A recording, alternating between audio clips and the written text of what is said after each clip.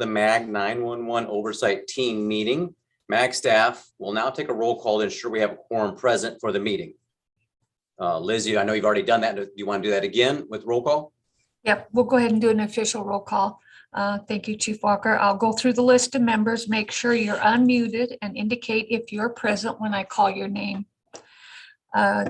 Scott Walker, Phoenix Fire. Here. George Good, Tolleson Fire. Michelle Potts, Chandler PD. Eric Kepler, Glendale Fire. Here. John Bailey, Maricopa County Sheriff's Office. Here. John Laughlin, Mesa Fire. Here. Rob McDaniel, Peoria PD. Present. Thank you. Jesse Cooper, Phoenix PD. Present. Rob Bokinski, Scottsdale. And Andre Anderson, Tempe PD. I am present, just like in Catholic school. Thank you. Is there anyone present that I did not call? Chairman Walker, we do have a quorum. Thank you, Liz. So a quorum is now present. The meeting of the MAG 911 Oversight Team is called to order. So our next item will be on the agenda is going to be a call to the audience. Members of the public were asked to submit written comments related to this meeting through the MAG website. Comments may be sent at any time leading up to the meeting, but must be received at least 1 hour prior to the posted start time for the meeting. This is the opportunity for the public to comment on items that fall under MAG's jurisdiction that are not on the agenda or that are on the agenda for discussion and not for action. Ms. Graber, have we received any public comments? If so, please read them at this time. Chairman Walker, we received no comments for this item or any other items. Thank you, Liz. So the next item will be approval of the October 14th, 2021 meeting minutes. Does any member have any questions or comments on the minutes?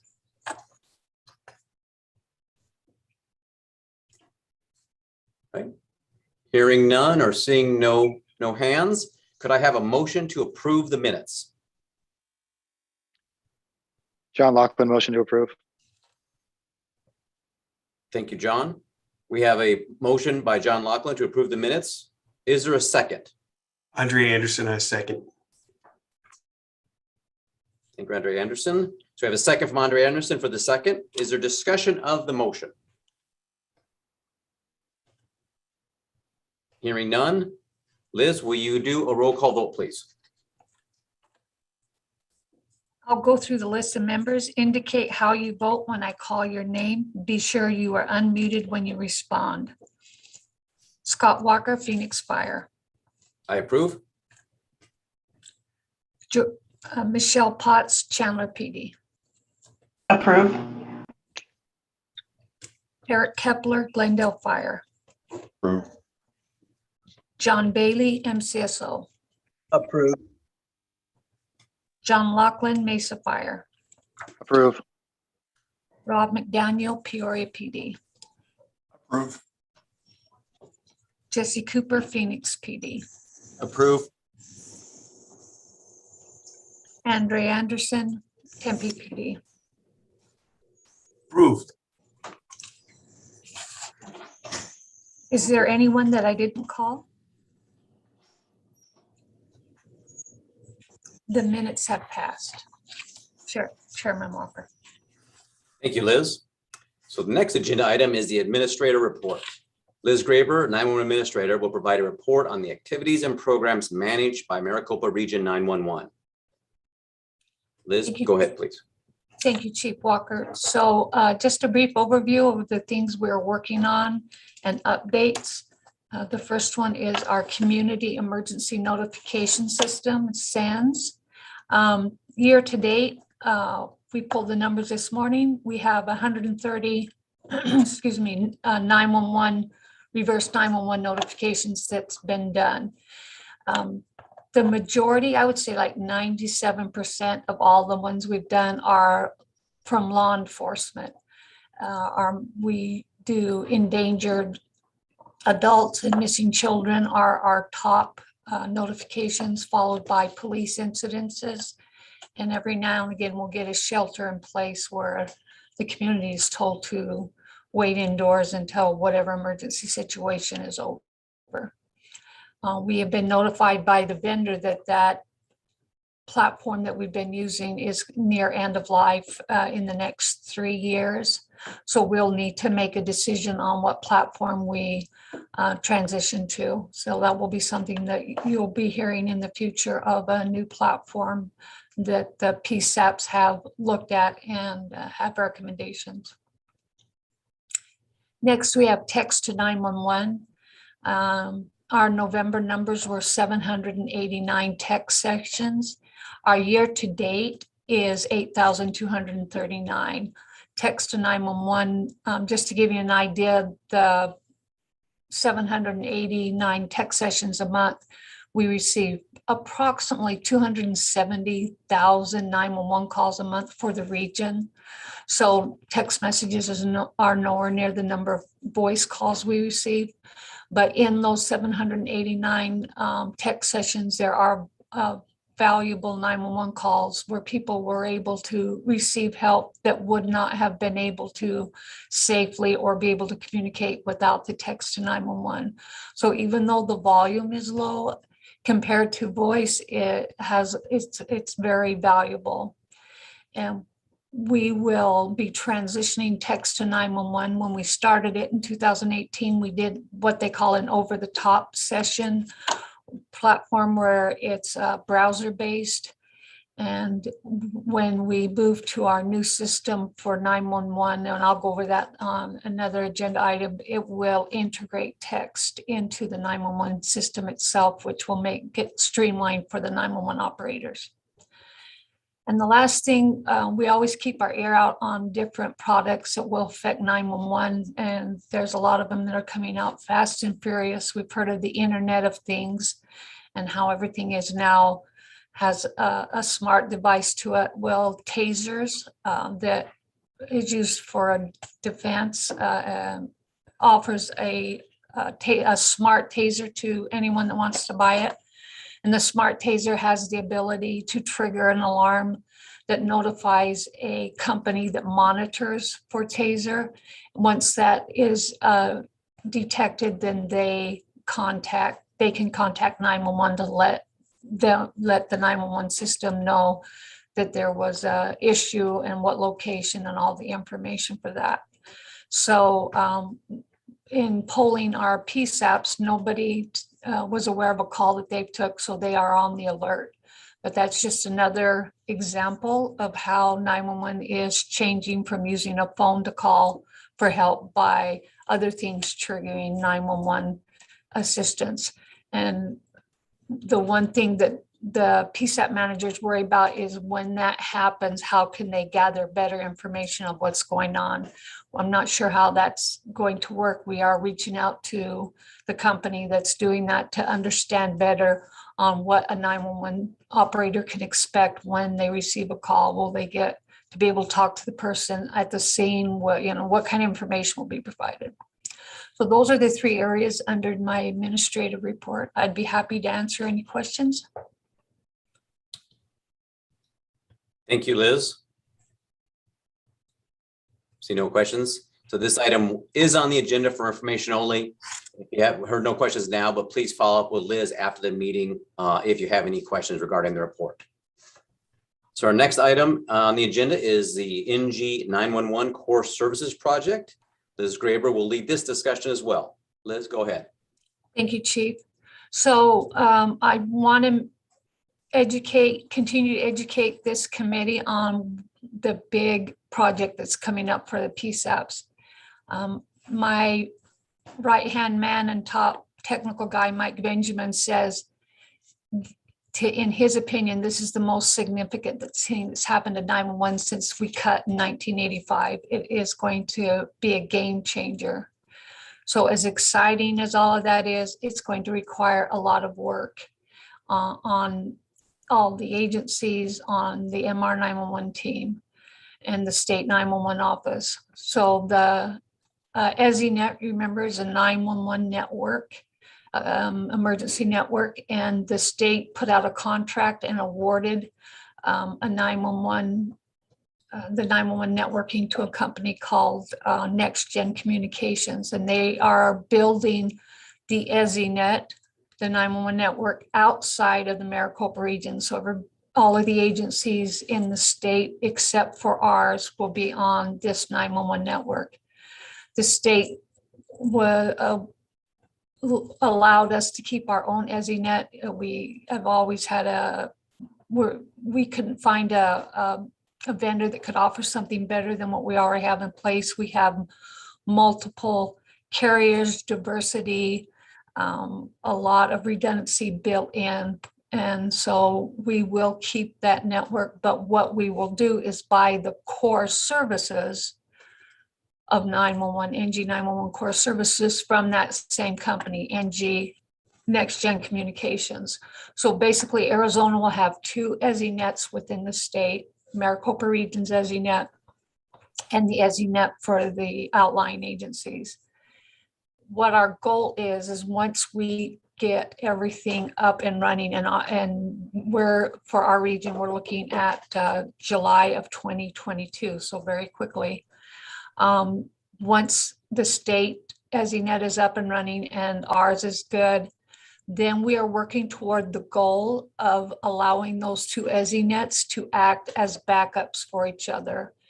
I'm sure you've read and heard of different outages that happened around Arizona where 911 calls weren't diverted anywhere. They just nobody answered them. And that is something a PSAP manager does not want to hear, or a chief or a city manager or mayor. So we are looking at how we can use both of these EZNets to act as redundant paths for the PSAPs, excuse me. And what will happen is this will happen in phases of how we'll approach that. It might be the start will be that the calls get shifted, let's say from Tucson, that they get shifted up into our EZNet.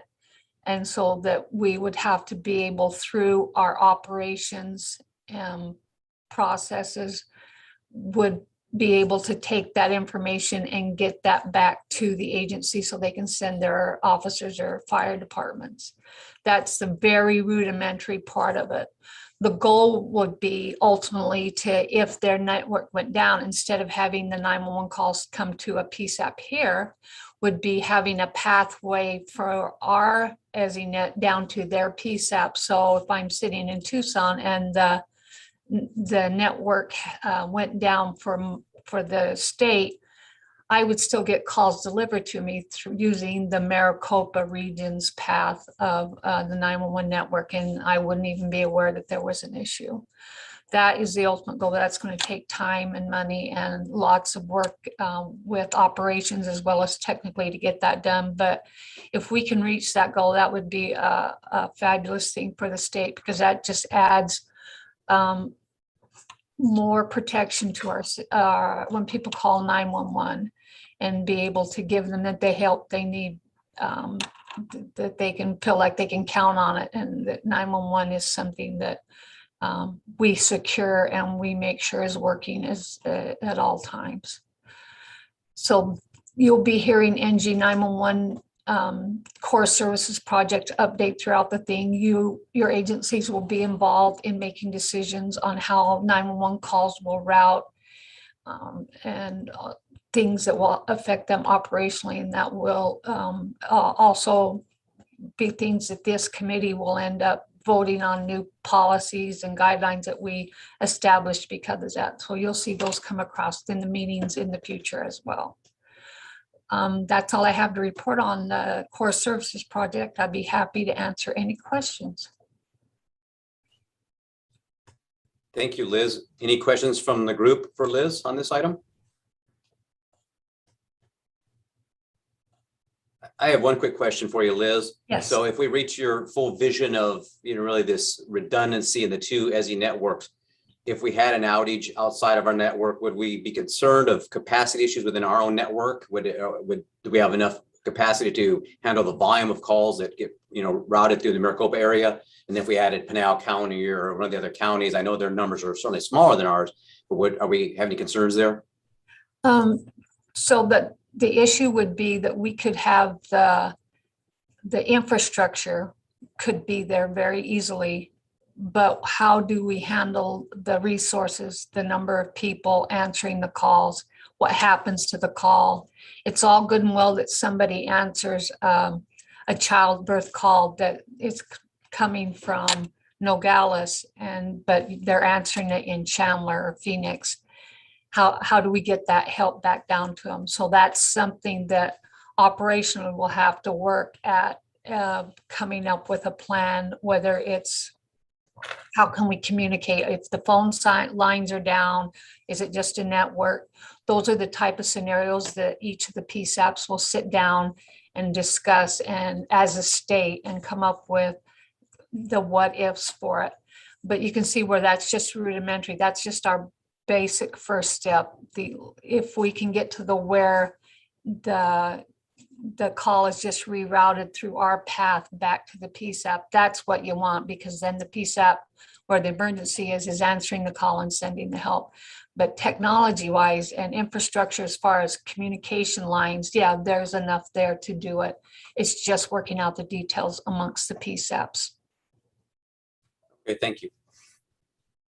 Well, this item is on the agenda for information discussion only. So are there any other questions for Liz on this item?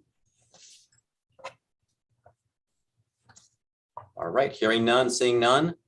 The next agenda item is the 911 Oversight Team meetings for 2022. Liz Graber, will lead this discussion as well. Liz? Yep. So we have not been having quarterly meetings for the 911 Oversight, but we need to establish quarterly meetings because of the volume of work that's going to be coming through. So I established the meetings for a calendar year 2022, and I'll send out invitations after this to your calendars, but I wanted to give you a heads up that we would be doing March 2nd, June 15th, September 14th, and December 14th. That will not match, but it will go in line with the PSAP managers. The PSAP managers, because of the projects, are moving up to every other month meetings. And so when they do that, that will help us better plan everything. There'll be better planning, better communications. Within our PSAPs, we have working groups over different items. These are subsets of PSAP managers that meet to take on specific things, to vet it out and to look at it, and then come back with the recommendations to the committee, the PSAP committee. Example would be a budget, governance, new technologies. All of those are different types of working groups, and we've just created a new working group for NG core services. So the working groups will take the off months to help plan, and then be back to present what their findings every other month at the PSAP managers meetings. And this also, one of the issues we've run into, and we discussed a lot in our last 911 oversight, is budget requests from PSAPs. Currently, we have the PSAPs discussing why they need different things, justification, and voting for the budget all in the same meeting. That makes it a little difficult. It doesn't give us time to go back and make adjustments or anything, because everything is done in one meeting. So as the PSAPs meet quarterly, they will, as they meet every other month, that will give them time ahead of the August meeting when they vote to discuss what's on the upcoming budget, and to explain to the committee their justifications, and have time to work through things, so that when the August meeting comes, that will be the vote on the budget. And that's when we send it off for you in the September meeting to vote on it. So that is why we've changed the PSAPs, and that we are holding the 911 oversight meetings quarterly. I'd be happy to answer any questions on this new schedule. Thank you, Liz. Are there any questions from the members on this item?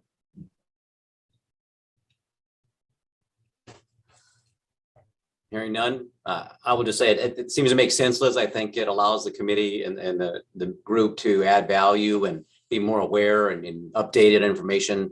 It's relevant to all of us back in our, wherever we work in our cities that we represent, our communities we represent. So thank you. So this item is on the agenda for information discussion only. So if there are no other questions, we'll move on.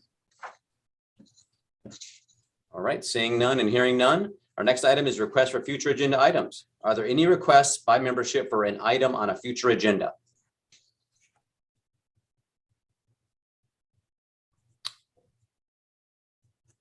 All right, hearing none, seeing none. Next item on our agenda is comments from the committee. Are there any announcements from the membership?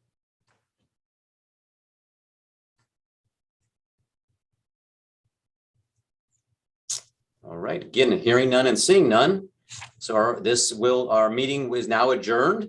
The next meeting of the MAG 911 Oversight Team will be on March 2nd, 2022 at 10 a.m. With that, we are adjourned. Thank you. Thank you, Chief. Thank you. Hey, guys, everybody. Thank you.